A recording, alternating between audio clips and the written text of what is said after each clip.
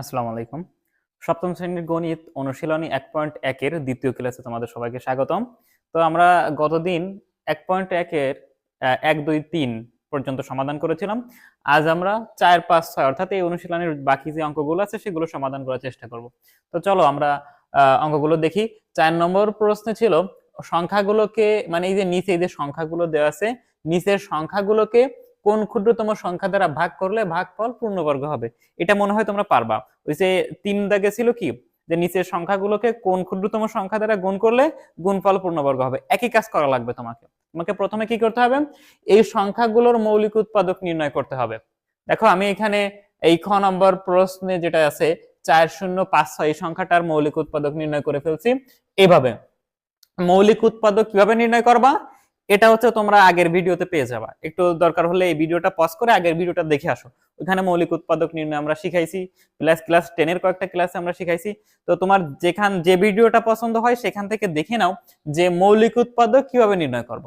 এরপরে আসো, মৌলিক উৎপাদক নির্ণয় করার পর আমি এগুলো লিখে ফেলবো ওই আগের মতো করে, যে অতএব 4056 সমান সমান হচ্ছে 2 গুণ 2 গুণ 2 গুণ হচ্ছে 3 গুণ 13 গুণ 13। তোমরা একটু গুণটা মিলাই নিও যে আসলে ঠিক আছে কিনা, আমার ভাগে ভুল যাইতে পারে, দ্রুত করে ফেলছি তো। আচ্ছা দেখো, এর পরের কাজ আমাদের কি ছিল, এর পরের কাজ হচ্ছে জোড়ায় জোড়ায় দাগ দিয়ে ফেলতে হবে। তাহলে সংখ্যাগুলোকে জোড়ায় জোড়ায় লিখি। জোড়ায় জোড়ায় লিখতে গেলেই আসলে মূলত সমস্যা, যে এটাকে এক জোড়া লিখলাম 13 গুণ 13, এটাকে আরেক জোড়া লিখলাম। দেখো এই সংখ্যাগুলো কি আছে, অযোগ্য অবস্থায় আছে, মানে কি আছে, জোড়াবিহীন আছে। তাহলে আমরা লিখবো যে 4056 অর্থাৎ 4056 সংখ্যাটির মৌলিক উৎপাদকের সাহায্যে বর্গমূল নির্ণয় করতে চেয়ে দেখা যায় তার মৌলিক উৎপাদক গুলোর মাঝে 2 এবং 3 সংখ্যা দুইটি জোড়বিহীন অবস্থায় আছে।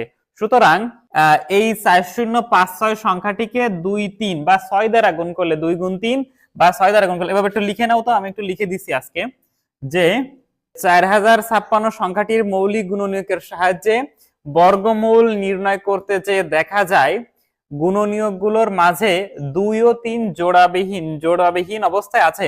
অতএব সংখ্যাটির সাথে, বা অতএব 4056 সংখ্যাটির সাথে, অতএব 4056